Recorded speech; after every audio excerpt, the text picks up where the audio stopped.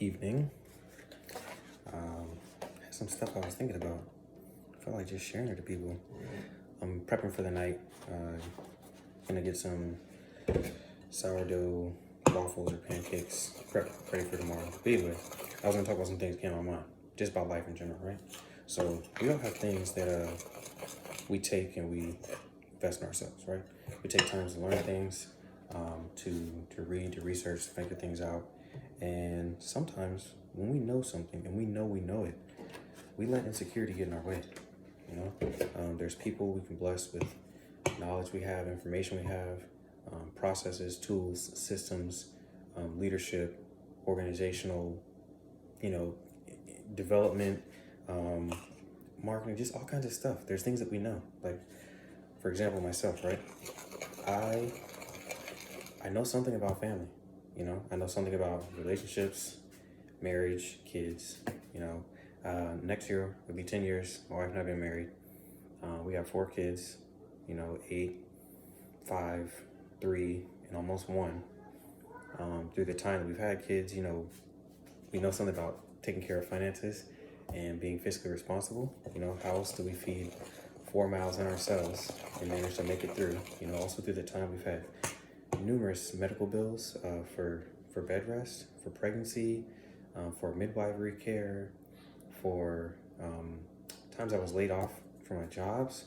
I've been laid off 3 or 4 times. On top of just things that happen in life. I know everyone's had their story of things that's happened to them, but I take from it and I look back sometimes and I'm like, man, I really know a lot of stuff, and I know how to use this stuff to help a lot of people. And I find sometimes people feel like they don't want to listen, or they'll take your advice, or like you'll say something like, oh yeah, that's really great, but if they haven't been with you on your journey, sometimes they don't know what you went through to get where you are, right? So sometimes they see your success, or they see things in you that they like, and instead of coming to you and being like, hey man, in this area of life, it seems like you're winning. What are you doing to make that happen? They sort of come at you and try to downplay or try to make you feel bad, or other things than being positive or trying to learn. For me, when I had things that I wanted, things that I wanted to do, I would try to call people. I reach out to them. I say, hey, what's up, man? You were really awesome at this, and I'm trying to get there. I'm trying to get like you. I want to know more. I want to learn more. I want to be able to apply it and know how to use it for my life. And so, hey, man, teach me what you know, mentor me, tell me some things, help me to grow, help me to learn. And then you'd be surprised. There's people out there that'll be like, hey, man, it's like, you want to know what I'm doing? Sure, I'll tell you about it. And you have other people out there who will say, hey, you want to learn what I have or what I did? I'll tell you my story. Or some people have, courses. They have information that they've put together, compiled, and experienced. And for the most part, in the information age we live in, most information that you want to have, it's out there and you can find it for yourself. A lot of people keep saying a lot of things like, oh, why go there and do this, pay for that, when you can just get it yourself for free? And it's like, there's something to getting it from someone who has experience in that area, or someone who's already put together the information, because you have your time. When you have your time, I don't have time to learn how to be a neurosurgeon. If I need neurosurgery, I just go to a neurosurgeon. It's more cost efficient to pay them their expertise to do what they do than it is for me. Now, if it's something I want to learn, right? Like fix it, do it yourself, home repair. I go to YouTube, watch videos, learn stuff, but that takes time and effort. I got to sit there, watch a video. I got to look and see if I have the tools. I got to go out and buy the tools I don't have, buy the products. Then I have to take out a time in my day. I have to bring what I have to wherever I'm at, purchase the things I need. Then I got to sit down and try to fix it. So I've done some things where, because of finances, because of my life, because of layoffs, because of, wanting to save money and have, the ability to do other things in the future, I said, you know what? I got to suck it up. I got to do this repair myself. And I've had a couple of repairs I've done in my car where, I called some places that could tell me how much it costs to get it done, right? Because I had worked in the auto industry in the past. So I'm well versed and pretty familiar with many functions of automobiles, systems, and how they work, how the pieces intertwine. But I wasn't taught to be a mechanic. You know, when I worked in the industry I was in, I had to know how it worked because I had to explain the tech talk to the customer. So, you know, techs come, they assess your car, figure out what's going on, check engine lights on, or you have other issues or things that are happening. But then when you go tell the customer, hey, you know, your humdinger's broken and you need a new humdinger and you need a new fizzy whistle, they look at you and say exactly what you said when you heard me say those words. Except, you know, when you tell them something legitimate that the technicians have looked at and decided, hey, this component of your vehicle, not only is it something that's suggested to be replaced or repaired or maintained, it's not only something that might be some kind of requirement, but it's something that is necessary because your car literally will not function if you don't get this component fixed. So I had to explain that, talk to them, and in explaining that to people, they, you know, it just depended on the person. Some people took what I said and understood that I was an expert in the field and could help them understand what needed to be done, and some people didn't. Now, could they have gone and got the parts and looked up, you know, Haynes manual or something like that, went to AutoZone and fixed it themselves? Many people probably could. But the time and energy it would take for them to do that fix and for the tech to do that fix was drastically different. You know, there's techs out there that can take off the whole front of a car, change it out, put it back, and I'm just bringing out numbers, you know, they could do all that in an hour. If I took the front end off my car, it would be a 12-hour job, and it would take me all day and some night, and then I would probably put things back together wrong, and when I try to get it rolling, it would not roll. Now, there's some smaller jobs I can handle, and as I've practiced and done more things on my own, I find I have more efficiencies. There are certain things now, if I watch something and see how to get it done, I'm like, oh, I can do that. Boom, go get it done. But there's other things that are more complex where I'm like, I don't have the time and energy to sit and do that task. So I'm gonna find someone who can do it for me, or who can give me that knowledge, or who can give me what I'm needing, so I can move on and do something different. I feel like a lot of people in society today are lacking that, I guess that risk assessment, that time assessment to figure out if it's something that they need to outsource and get someone else to do for them, or if it's something they need to do on their own. You know, there's things that you can learn and do, but there's also the time you could save where you could make more doing what your expertises are. You know, there's people that work in certain industries where they make a high dollar amount per hour. You know, some technicians, some specialists, some experts in different fields. You know, if they're making, let's just throw a number out there. If you're making $20 an hour, and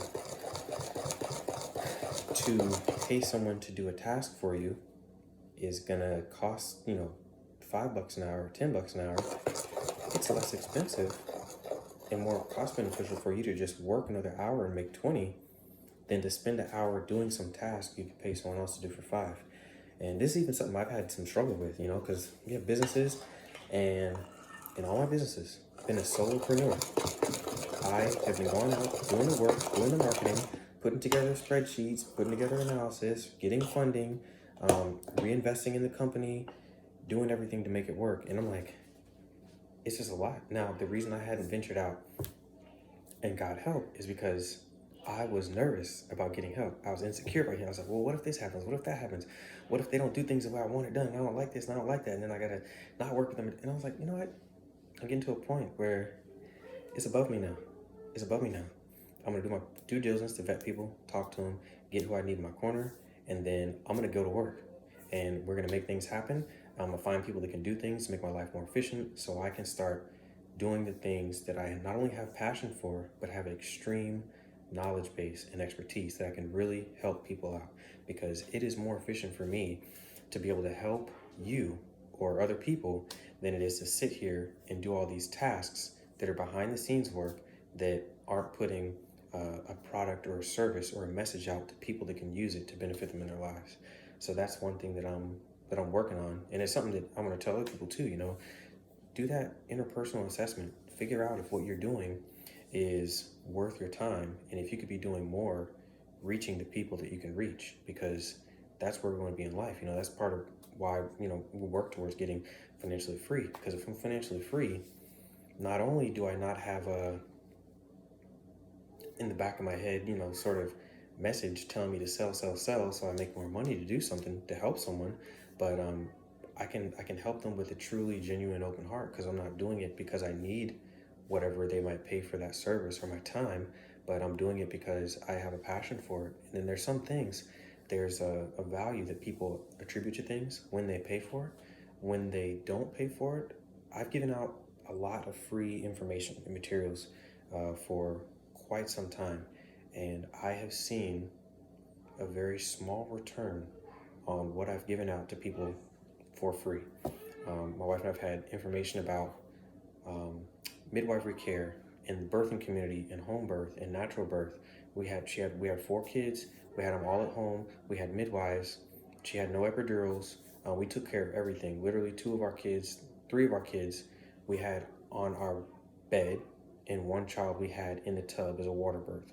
And the experience we had and the knowledge we learned about that whole birthing process, prenatal care, natal care, postnatal care, postpartum care, newborns, infants, toddlers, now kids, and the information we've learned and tried to pass on to other people, we have told a lot of people about, how our journey worked. Now, we're not advocating that you have to do it one way or another. Do whatever suits you, but have the information so that you can make a sound decision and don't feel as though you're stuck in one way of doing it, because there are many different ways to skin a cat. There's many different ways you can have a baby. At the end of the day, if you get put under and you have a child, you're still having a child. If you're awake and alert and there for it the whole time, that's a way to have a child. If you want to have an epidural and you want to go the process and enjoy the experience but not feel it because you don't want that sensation, that's another way to do it. I'm not telling you how, but just have the information to know that there are multiple ways to do it, multiple ways to win. I want to see more people out there winning. That's really what inspires me. That's why the information I was giving out to people for free, I stopped doing, because I was not seeing a return on what I was sending out. And I need to be efficient with the knowledge and the experience and the expertises that I have. If I'm going to put it somewhere, I want to see it go to work, just like my money, just like investing, just like the stock market, just like other stuff.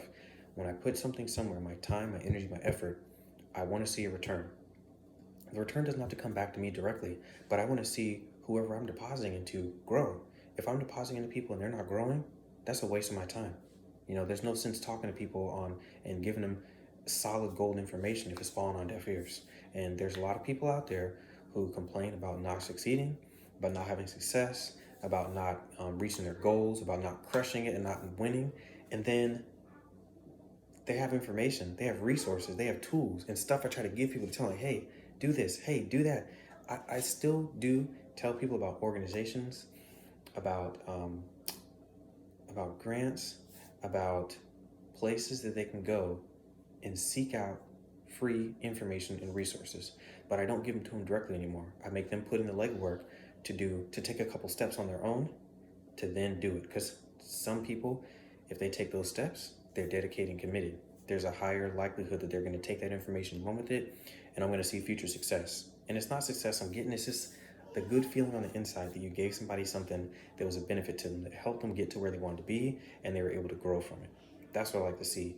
The people that I reach out to, that I've had to mentor me, some of them have come to me and said, hey, I'm supposed to help you out, man. Like, I met you, you got some good stuff, I want to help you, we're going to talk. And then I'm like, cool. We talk, I learn stuff, I apply it, and I grow. There are other people that I've had mentor me. I reached out to them. I would see them. I liked what they were doing. I liked how they were winning, or I liked something about, because there's people that I meet, they're not winning every area of life. They may be winning in 1 or 2 areas, but I'm like, man, I want that too. I want those 1 or 2 areas in my life to be as great as I see it in theirs. So I reach out to them like, hey man, I like what you're doing. I want to do that too. Teach me what you know. Now, I've had people, as I said before, that have freely given me knowledge and wisdom because I asked, because I was just genuine, I had passion, I had heart, and I said, hey, I'm stepping out of my comfort zone. I'm nervous, I'm coming up here, I'm talking to you, I'm humbling myself because I'm telling you I'm not as good as you are, but I want to be. Help me get there. And I've had other people who I've come to in that same manner, and they said, hey, you want to know what I know? Go buy my book. You want to know what I know? Go purchase my class. You want to know what I know? Pay for my mentorship. We'll sit down once a week for an hour. I'll tell you stuff. We'll chop it up. You'll learn.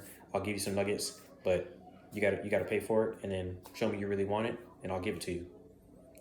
And there's people out there that seek stuff, that want stuff, they don't want to put in the legwork. They don't want to put in the effort. They don't want to do it. That's what there's people out there that want to be in their head. They're the greatest athlete in the world. Do they ever go to the weight room? They're like the couch potato quarterbacks. You know, you ever seen that show, Pros versus Joes? You know, there's plenty of dudes on there who got wonked in every sport they try. Sit down, talk trash, play fantasy league, think they're the greatest thing since sliced bread. But when they get out there and really compete against somebody who's been putting in the work, putting in the effort, they can't hang. They can't hang. So I want to see more people that are putting in the work, putting in the effort, humbling themselves, seeking out resources, seeking out advice, paying for stuff that is going to cause them to win. I just want to see more people win. That's it.